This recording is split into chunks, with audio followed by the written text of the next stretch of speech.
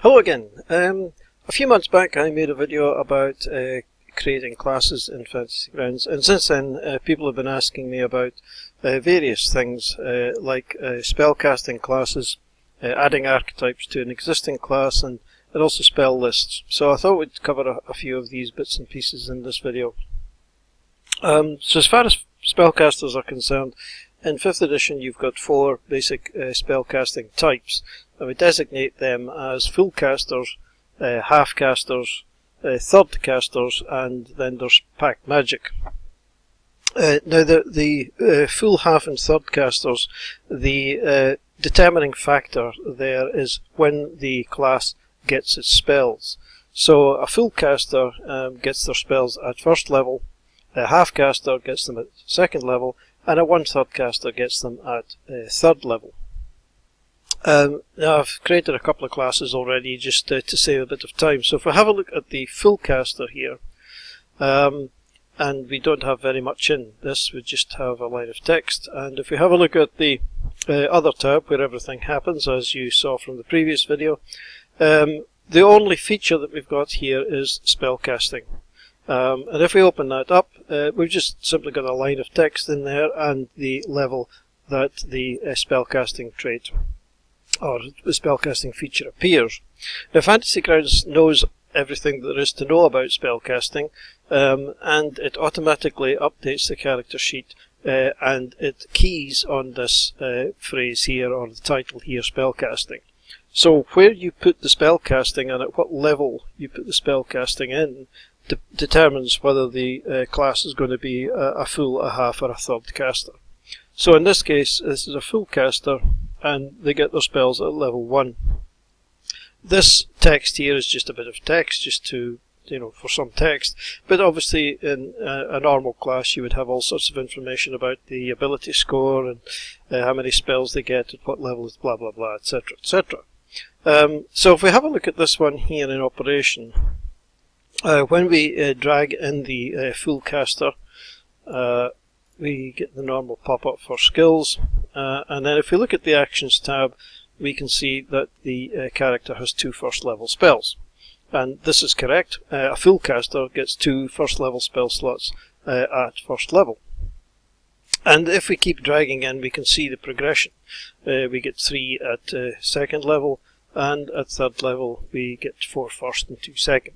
Now Fantasy Grounds, this is all built into Fantasy Grounds, it knows all of this. So if you are basing your class on a wizard or a cleric or any of the classes that get spells at 1st level, then the spell progression or the spell slots will be exactly the same for all of these classes. And Fantasy Grounds knows exactly how much spell levels, or how much spell slots you get and at which level, and automatically add those in as you level up. So if we have a look at a half caster now, we'll get rid of this, and we can see that our half caster has the same feature, spellcasting, only this time the feature comes in at level 2. And again, if we have a look at this, there's nothing here except that it's just level 2 and a line of text. So if we create a character now with the half caster, just dragging that in, we'll see that in the actions tab at 1st level they don't get any spell slots quite correctly. And then when we drag in for the 2nd level, we have to go to preparation, and we can see that they've got 2 1st level spell slots, as you would expect. And again, the progression carries on here. At 3rd level they're going to get 3, and then the next level they'll get 4 and 2, etc, etc. So again, Fantasy Grounds knows all about when they should be getting spell slots and what level those spell slots should be determined by when they actually first get their spellcasting ability. So that's a half caster, fairly straightforward again. And then we come to the 1/3 casters. Now they get their spells at 3rd level. Now usually this will be via an archetype of some kind. So again, we've got a very simple character here, but this time, just to demonstrate this, we've given them 2 specializations, and we've just called them caster and non-caster.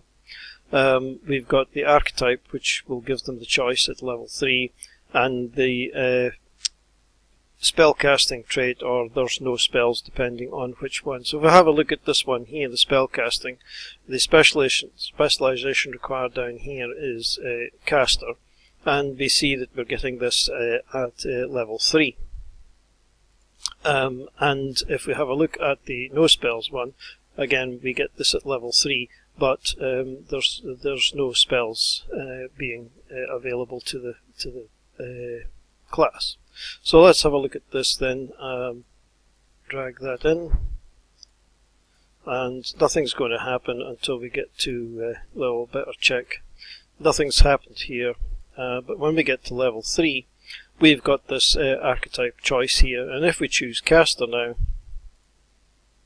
then we'll need to go to preparation mode to see it. We've got 2 first level spell slots. So again, Fantasy Grounds knows how many slots the caster's going to get and when they're going to get them. And if we keep dragging in our 1/3 caster, the spell slots will start to increase. But on the other hand, as you can probably guess, if we make the other choice and choose non-caster, then we don't get any spells, because the spellcasting trait or spellcasting feature doesn't appear for this particular archetype.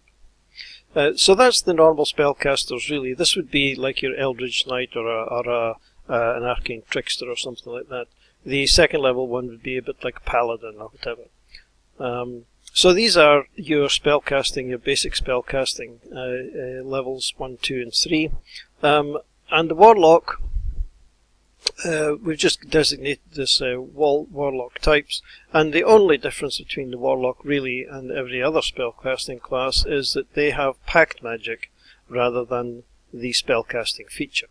So if we create a character with this class here, we have the usual choices, but when we go into actions we see that they've got a Pact Magic slot and they've got 1 level slot. And again, Fantasy Grounds has all this information built in, so as you progress through the levels, the number of slots and the level of the slots will increase as you go through it. So really, the adding spellcasting to a class is very straightforward. All you need is the spellcasting feature, and depending on where you put that feature, it will depend on what the caster, the spell slots the caster will get and at what level they'll get them. And if you want a Warlock type, then you use Pact Magic as a feature rather than spellcasting. So that's quite straightforward, I think, in those circumstances. So another thing that people have asked me about is actually adding archetypes to an existing class. Rather than having to rewrite the entire class, maybe they've found something which just simply adds an archetype to an existing class rather than rewriting the whole class itself. So we can do this actually relatively straightforward, easily. If we have the SRD here, if we open up the SRD, and let's suppose we want to add a new archetype to the Barbarian. When we open this, we can see that this is locked at the moment. We can't edit this, but we can make a copy of this Barbarian, and then this would allow us to edit. So to make a copy, we just simply drag and drop back down into the classes window here, and we now have a Barbarian which we can edit. So let's pull him up into the tutorial group here.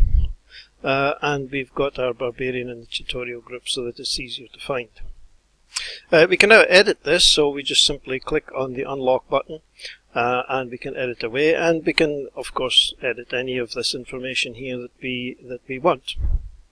But we need to go to the other tab, because as we know from the first video, this is where all the action happens. And if we have a scroll down here, that we can see that at level 3 there's the primal path. And it simply gives us a bit of information here, and it says you can choose the path, blah blah. This is not strictly correct because there is no choice from the SRD ones, but we can add that in. So the first thing we need to do is we need to scroll right to the bottom, and we need to add in a new specialization in here. We've already got the path of the Berserker, but we want to add a new one, so we click our Edit List button and then the green button as usual.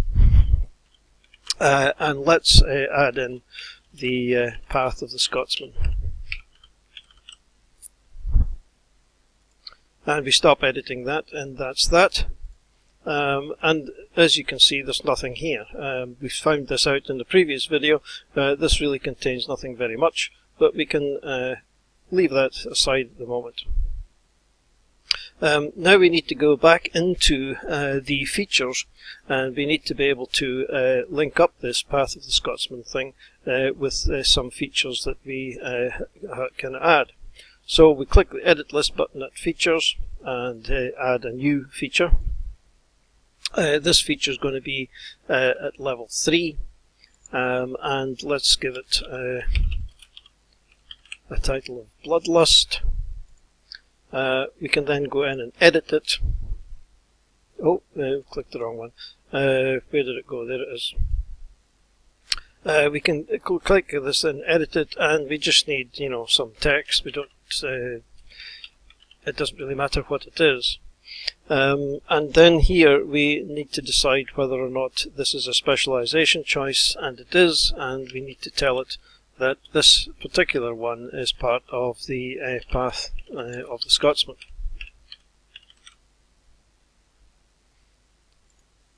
And we can actually, where did it go again? Here we go. We can actually pull that in there and show that this is part of the path of the Scotsman traits. Now that's actually essentially it, really. Obviously we can carry on adding in some features for this path of the Scotsman, and we can add in each one, and as long as when we go into each one that we remember to just add in the specialization required in this particular area. I keep opening Frenzy for some reason rather than Bloodlust. But we need to keep this Path of the Scotsman here in the specialization required box for any feature that you add. So if we test this out now, let's create another new character, and we will drag in our Barbarian. And once we get to level 3, we will get our choice, and here we've got our choices now: the Path of the Scotsman, the Path of the Berserker, and we can pick that in, and we see that our Bloodlust ability has come in there. Now, an important thing here that seems to cause a lot of confusion, but anything that you create like this in a campaign, in a module, or in a campaign in an export to a module, it's not going to merge in with existing stuff. So we can demonstrate this best if we start a new character here, and if we open up our classes, and instead of going to our Barbarian that we've just created, if we go back to the SRD, and if we drag in that Barbarian, we get our usual stuff, and when we get to level 3, no pop-up. And this is because the Barbarian from the SRD doesn't have any archetypes except the Path of the Berserker. And we can see that in the chat box here, the Path of the Berserker has been added in, and in the Abilities tab, we have automatically gotten Path of the Berserker because there's no choice. So because of the way that the code works in exported modules and in campaigns, the Fantasy Grounds doesn't pick up the fact that you've got an archetype that you've created yourself. So if you want to use this archetype, this Path of the Scotsman with this particular Barbarian, then you have to use it from your own exported module, or if you haven't done that, from the campaign itself. So you can only you can only do that if from something that you have created. It won't merge in, your archetype won't merge in with existing archetypes. So one last thing, and it's another question which gets asked often enough, is how do you create a spell list? And unfortunately you can't really do this within Fantasy Grounds. You can't create a spell list like this one here, which shows all of the spells. What you have to do is kind of finesse this a little bit, and copy the spells that you want and then change the source. So I've actually done it in a couple of them, but I'll show you how to do it anyway. Let's supposing we wanted our aid spell to, or our full caster to be able to use the aid spell. So we make a copy just by dragging and dropping, same way as we did for the barbarian. This allows us to edit the aid spell, and if we scroll down at the bottom here, we can see that in the source box it says Cleric Paladin. If we add in a comma here and put in full caster, and then close that up, and we will then be able to see, if we actually will have to close this and reopen it. If we go down to the source here, we can now filter on the source, and we can see that we've got this aid spell is available to this full caster, because we've edited it. If we go to all, I actually put these into the wrong place, so anyway, we can see this is two that I did earlier, and this is the one that I just did. And we should create our own group here. So my spells or something like that, whatever you want. And then you should basically, that would be the easiest thing to do, would be to put the spells in there. So this is actually another way to do it in a way, is that if you create your own group, then you'll see the spells in it. But this would be the way that you would filter it out. If you had a number of sources, then you can filter out the spells. And of course you can then do this by level as well. So if we take level 0, we can find Acid Splash, and well, we haven't got anything for level 1. Level 2 we've got Acid Arrow and Aid. So that would be how you would sort of create a spell list for your own homebrew spellcaster. It's a bit long-winded, but it's the only realistic way you can do it without getting into the XML code. Okay, right, I think that's probably about it. So hopefully this is useful in conjunction with the other video, and we'll see you on the next one. Cheers for now.